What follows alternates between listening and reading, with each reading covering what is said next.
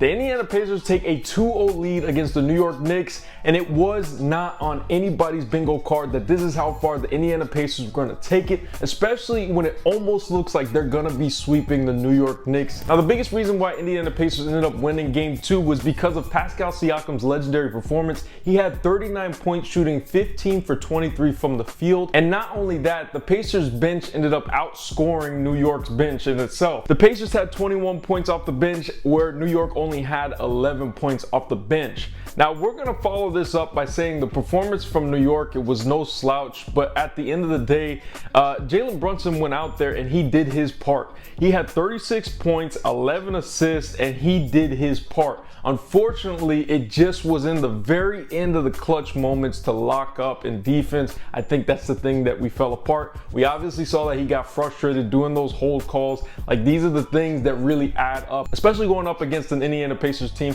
that you know can finish the job. They have shown you in Game 1 that they can finish the job, and they're going to do it again in Game 2, and they did that. Next up, we have Karl-Anthony Towns, which was a very questionable situation. His defense was what was the biggest concern. I mean, he had 20 points, 7 rebounds, but for an all-star like Cat, I definitely think that he should have provided more to Jalen Brunson. And then Tom Thibodeau ended up benching Cat in the fourth for the good portion of it until like the last few minutes of it, which was very questionable. And it really messes with the player's head. So Cat's probably going to go into Game 3 very unconfident because the coach pulled him from the situation. So I think that that wasn't a good move, but you know, it is what it is. So the Indiana Pacers end up with a 2-0 lead going back home to Indiana for Game 3. I think the Knicks are in a lot of trouble.